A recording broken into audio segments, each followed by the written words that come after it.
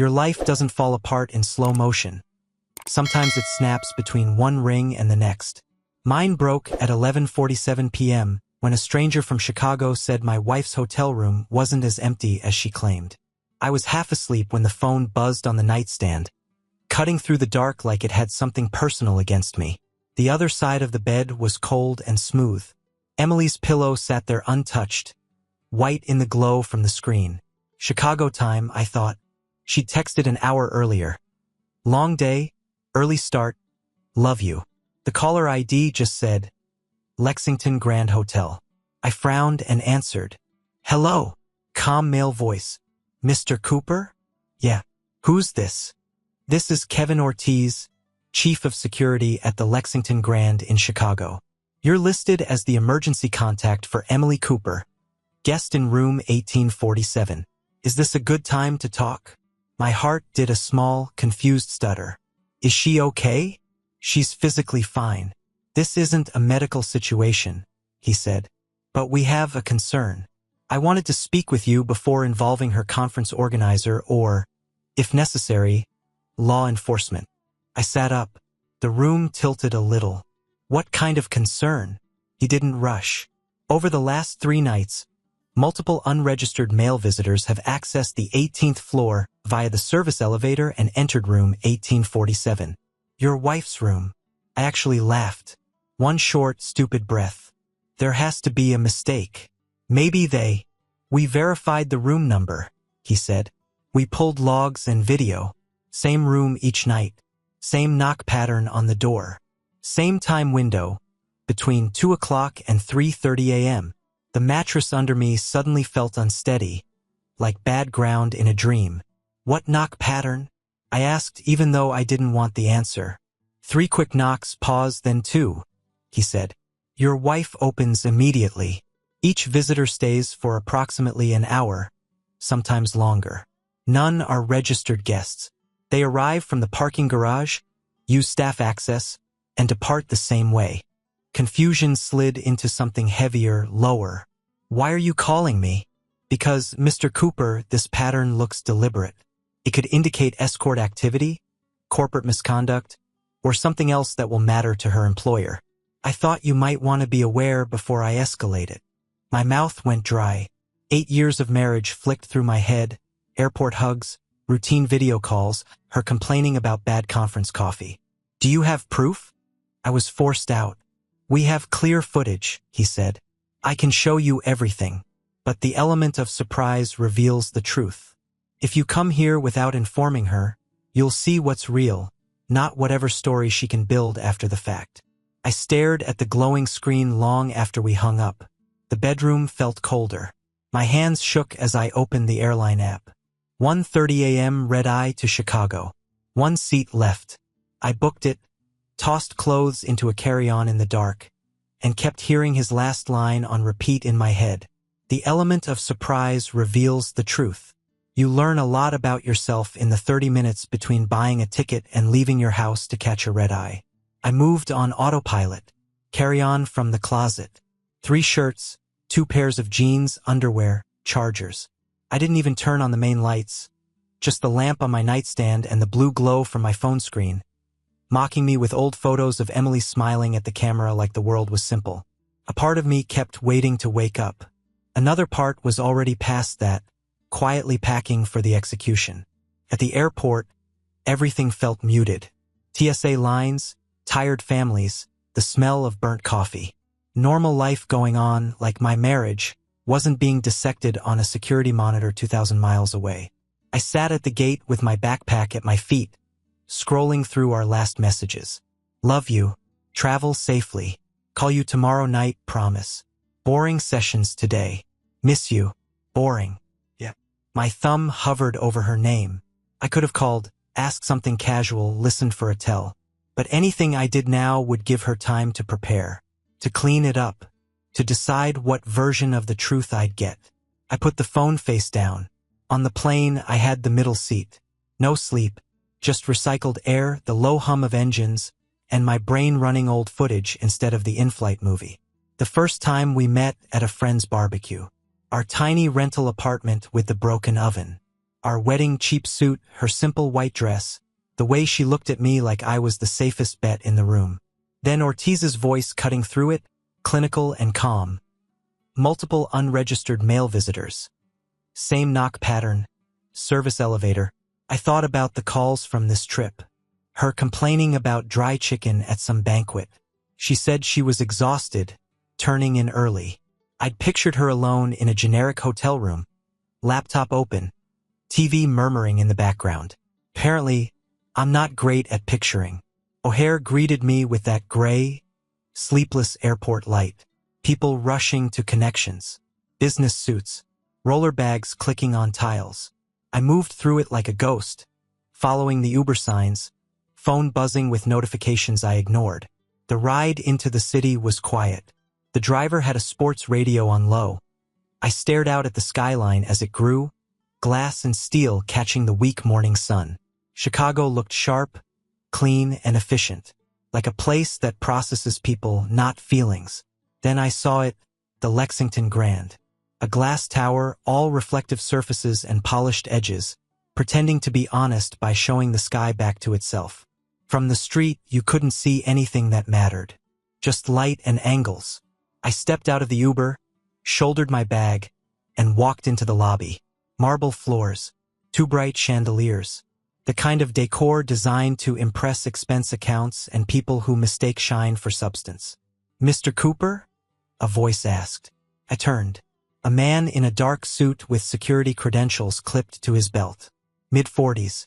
Steady eyes. "Kevin Ortiz," he said, offering his hand. "Let's go somewhere private."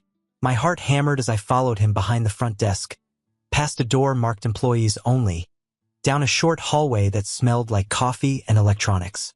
The security office was small, windowless, packed with monitors. This was where my life was about to stop being a suspicion and become evidence. Ortiz shut the door behind us and the hum of the hotel dropped away, replaced by the soft buzz of electronics. "Have a seat," he said, motioning to a worn swivel chair in front of a cluster of monitors. "I'll show you exactly what we're dealing with." My palms felt slick against the armrests. The date and time glowed in the corner of the main screen as he pulled up a camera feed. 18th floor, service corridor. The image was crystal clear. No grain, no guessing. Just polished hotel carpet, beige walls, and the service elevator doors waiting like a closed mouth. "This is Friday night," Ortiz said. "Or technically early Saturday. 2:11 a.m. He scrubbed forward. The service elevator doors slid open. A man stepped out. Mid-30s. Dark jeans, gray t-shirt, leather jacket. Confident walk. Not drunk stumbling, not lost. He moved like he'd been there before. My chest tightened. We watched him walk straight to a door marked 1847. My wife's room. He lifted his hand and knocked. 3 fast knocks, pause, then 2. Exactly the way Ortiz had described. The door opened almost instantly. Emily. Black silk robe. Loose at the collar. Hair down, falling over one shoulder. She smiled in a way I hadn't seen in years. Easy, warm, intimate. Not the polite smile she used at work. Not the tired smile I got on the couch at the end of a long week. She stepped aside. He walked in without a word. The door shut. Ortiz hit fast forward. The timestamp jumped. 3:23 a.m. The door opened again. The guy stepped out, fixing his shirt. She followed him into the hall, still in the robe, laughing at something he said that the camera couldn't hear. Then he leaned in and kissed her cheek. Not a drunk grab. Not clumsy. Practiced goodbye. She watched him walk back to the service elevator. When the doors closed behind him, she turned, adjusted the robe, and went back into the room. My throat felt tight. I forced air into my lungs. "That was Friday," Ortiz said quietly. "Here's Sunday. New timestamp. Same hallway. Different man. Older this time. Late 40s, maybe. Suit jacket over his arm, no tie, top button open. He came out of the service elevator like it was his private entrance and went straight to 1847. Same knock. 3, pause, 2. Same quick open. Same robe. Same smile. Same routine. Fast forward. Same late exit. Him smoothing his shirt. Her at the door. A hand on her waist this time. Fingers pressing into the fabric. Her not moving away. And Monday, Ortiz said. Younger guy now. Late 20s. Gym built. Hoodie. Backpack slung over one shoulder. Tattoos peeking down his forearm. He didn't hesitate, didn't look around, didn't check the room number. Knock pattern. The door opened. Emily. Same robe. Same intimacy, like he was just clocking in for a shift. I checked them against our guest registry, Ortiz said. His voice flat, professional. None of them have rooms here. All came directly from the parking garage using staff access paths. This is coordinated, not random. Not someone she met at the hotel bar on a whim. On the screen, the younger one left at 3:06 a.m., zipping his jacket as he walked. Emily leaned against the doorframe, saying something with a soft smile that made my stomach twist. The footage ended. The hallway went still again. I stared at the black silk on that screen, the way she moved in it, the easy familiarity with 3 different men in 3 nights. This wasn't a mistake. It wasn't a one-time lapse. It was a system. I don't know how long I stared at the frozen frame on the monitor. Emily half-turned, robe tied loose, the hallway empty again. Ortiz broke the silence. I'm sorry you had to see that, Mr. Cooper. I swallowed. You were going to be involved in the conference? If you hadn't come, yes, he said. The hotel has a professional conduct agreement with all corporate partners. What she's doing in that room isn't just personal. She's here as a representative of Northview Regional Medical Center. Correct.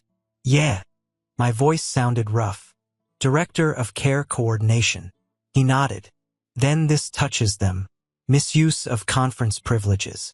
Possible escort activity. Risk to our brand and theirs. That's why I called you first.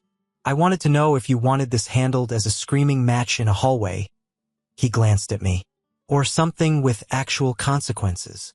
The old version of me, the one who still existed yesterday, would have pictured pounding on her door, demanding answers, letting rage take the wheel. Now, watching her kiss different men goodnight like it was nothing, that version of me felt dead. What are my options? I asked. Simple, he said. You confront her alone. She lies, cries, blames stress, alcohol, anything. Or, he tapped the monitor with one finger. We bring in the people whose name badge she's wearing while she does this. We make this bigger than just your marriage, because she chose to make it bigger when she did it on their dime. Emily loved that job. 15 years climbing ladders, sitting on panels, preaching ethics and patient-centered care. She used that career as cover for this. She gambled with more than just me. I pulled out my phone and scrolled to a number I'd only used once. Diane Walker, CO. We'd shaken hands at a fundraiser last year. She'd told Emily she was lucky to have such a supportive husband. I hit call. She answered on the second ring. Diane Walker. Ms. Walker, this is Ryan Cooper, Emily's husband. I kept my tone level. I'm in Chicago, at the Lexington Grand. I'm sitting in their security office and you need to see what your director is doing at this conference. A pause. What exactly is she doing, Mr. Cooper? Something that's going to matter to your lawyers, I said, and your ethics committee.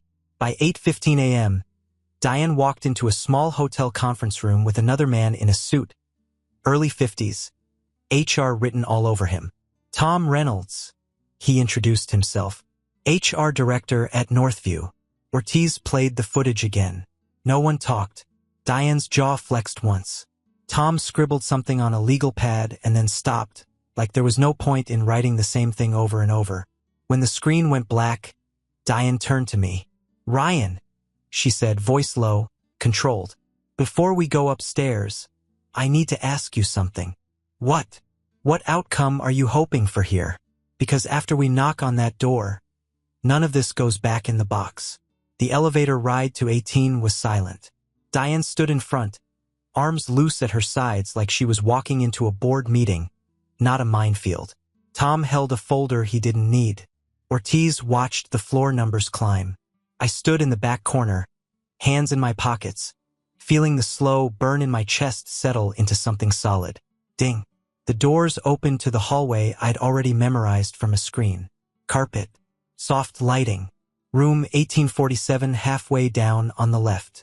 We walked toward it like a firing squad. Ortiz stopped, glanced at Diane. She nodded. He knocked. Not the 3-2 pattern. Just a firm, normal knock. A few seconds passed. I heard movement inside. The lock slid. The handle turned. Emily opened the door in a navy business suit, hair straightened, makeup done. Conference badge on a lanyard around her neck. She started with her professional smile. "Hi, can I?" Then she saw Diane. Then Tom. Then me. Color drained out of her face like someone pulled a plug. "Emily," Diane said evenly. "May we come in? What's going on?" Emily's eyes bounced between them and landed on me like I was a problem that shouldn't be there. "Ryan, what are you?" "Inside," Ortiz said quietly. She stepped back. We walked in. The room was immaculate. Bed made. Laptop open on the desk. Suitcase half unzipped. No obvious mess. No trace of the nights I just watched. But I could feel it in the air. I stayed near the door, arms crossed. Diane stood by the desk, composed. "Emily, we have a situation," she said. "It involves your conduct at this conference and at this hotel." Emily shook her head too fast. "I don't understand. I haven't done anything wrong. I've been in sessions, networking." Ortiz spoke up. "We have video footage of multiple unregistered male visitors using the service elevator to access your room over the last 3 nights. All between 2 o'clock and 3:30 a.m. Emily froze.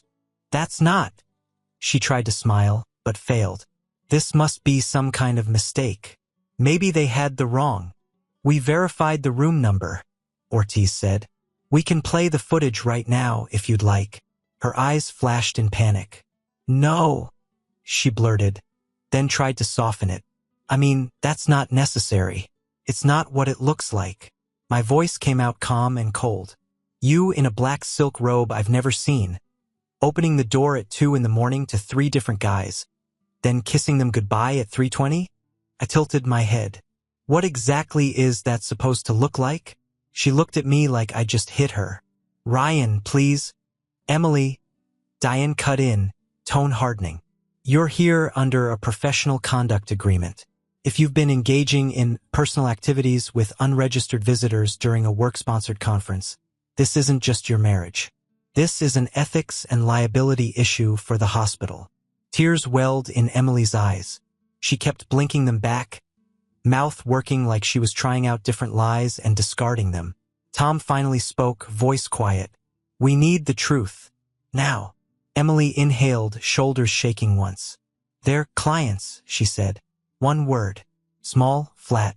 Everything in the room shifted. "Clients for what, exactly?" Diane asked. Emily didn't answer. She didn't have to. We all knew. "Clients for what?" I asked. My voice sounded steady. It was the only steady thing in the room. Emily stared at the carpet. "This isn't. It's not how it looks." Diane didn't move. "Then tell us how it is." Emily's throat worked. "I provide companionship. It's arranged. It's controlled. I'm careful." "Companionship?" Tom repeated. "Be specific." Emily lifted her eyes to mine, then flinched away. "I work with an agency," she said, words coming out flat. "They handle screening. They book me around conferences and travel. Dinners. Overnights. Everything is vetted. It's I-end." My stomach rolled. "So you're a prostitute," I said, the word tasting like acid. She flinched hard. "Don't say it like that. It's not some street corner thing. These are executives, attorneys, surgeons. They pay for discretion. For connection." "How long?" I asked. She hesitated, then exhaled. 2 years. "How many?" I pushed. Her eyes filled again. "I don't know exactly. Ballpark it," I said. "You know. 40. Maybe 50. She swallowed. "Some are repeats." The room went quiet. "And the money?" Diane asked businesslike. "How much are we talking about?" Emily latched onto numbers like they were safer. 5,000 for dinner and a few hours. 10 for overnights. More if they want multiple days. The agency takes a cut. It's significant. Paid how? Tom asked. Crypto, she said. Through a platform the agency uses. They send my share to a wallet. It's clean. Untraceable to the hospital. Diane's eyes narrowed. But traceable to you. And you scheduled these trips, extended stays, and hotel bookings through Northview accounts. Use your work email. Your title. Our reputation. Emily shook her head. Desperate now. I kept it separate. I never mixed patient data with this. I never talked about the hospital. You used our conferences as a storefront. Diane cut in. You used our travel budget as cover. You sat on ethics committees while running escort appointments on the side. Emily's voice broke. I felt stuck. Passed over. You have no idea how many times I got told to wait my turn, while less qualified people moved up. The agency, she hesitated. They made me feel valued, in control. The money helped. We could finally breathe. The trips were lies, I said. Every conference where I covered the house, walked the dog, and told everyone how proud I was of my hardworking wife, that was you selling your time and your body to strangers, Emily. You didn't keep that separate. You paid for it with our life. Tears slid down her cheeks. She didn't wipe them. Diane straightened. Decision made. Effective immediately. You're suspended pending a full investigation, she said. Your access to hospital systems will be revoked today. Tom will coordinate the next steps with legal. Tom nodded, already making notes. Ortiz stepped forward, all business. And from the hotel side, Ms. Cooper, your stay here is terminated. You'll need to vacate this room within the hour. Emily looked at me like I might save her. I just looked back, counting in my head. 2 years. 40 to 50 men. All while I thought she was in meetings. When the door closed behind Diane, Tom, and Ortiz, the room felt smaller. Ortiz left a uniformed guard in the doorway. You have 1 hour to pack, Miss Cooper, he said. Then to me, you can stay or step out. Your call. I stayed. Emily stood in the middle of the room, conference badge still hanging from her neck, eyes red, mascara starting to smear. I need to pack, she whispered. Then pack, I said. She moved like a sleepwalker. I opened the closet, pulled dresses off hangers, folded blouses into her suitcase with neat, practiced motions. I'd watched her pack for trips 100 times. Same hands, different reality. I was going to tell you, she said finally. No, you weren't. She swallowed. I kept it separate, Ryan. That was the rule. There's me and there's this. I never brought it home. I will never let it touch us. I let out a short, humorless breath. You used our marriage as a cover story. That's not separate. She kept folding. I did love you, she said quietly. I still do. This was something else. Power. Control. Knowing these men would pay more for one night with me than my job pays in a month. It made me feel important. I cut in. Stronger? You didn't look very powerful on that footage, Emily. You looked like someone who traded 8 years of marriage for a stack of anonymous deposits. She flinched like I'd hit her. How many trips? I asked. Where you told me it was all panels and breakout sessions. A lot, she admitted. Not every time, but a lot. And was it worth it? I asked. The money, the validation. Was it worth the career you just lost? The reputation you torched? The marriage you killed? Her hands stilled on a folded blouse. I don't know anymore, she whispered.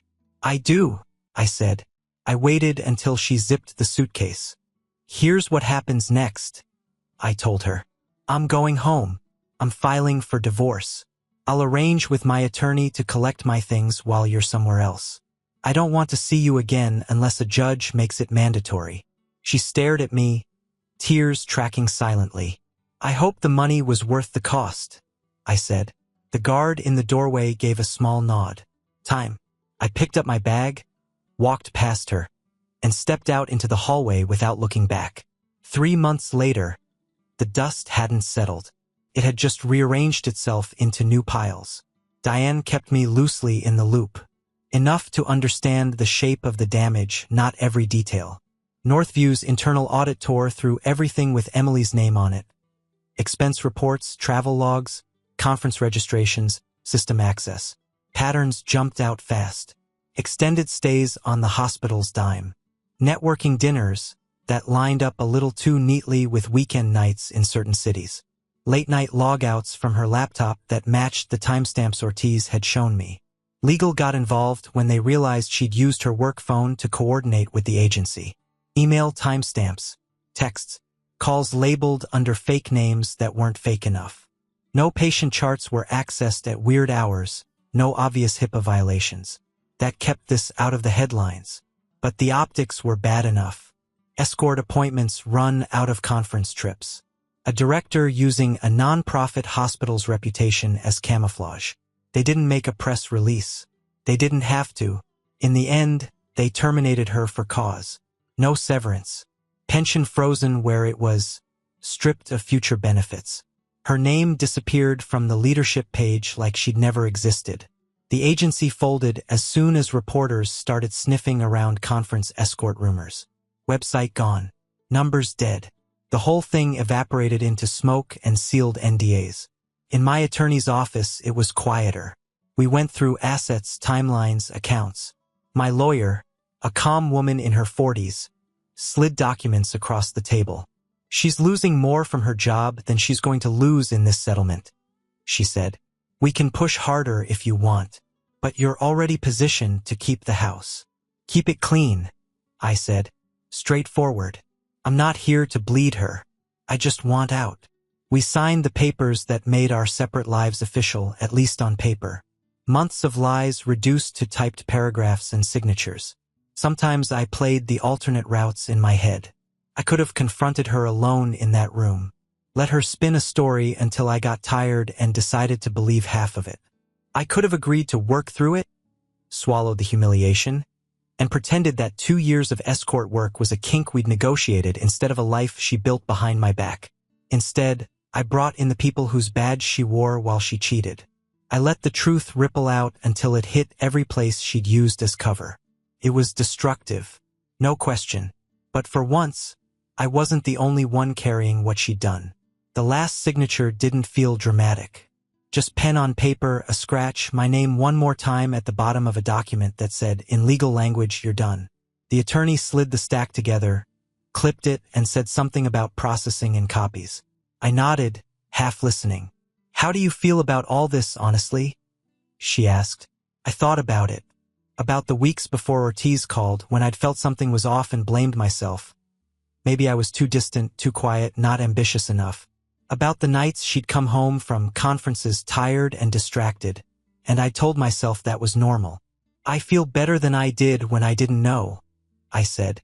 Not good, just clear. Any regrets? She asked. I regret who she chose to be, I said. Not what I did about it. 2 years of escort work isn't a mistake. It's a career path.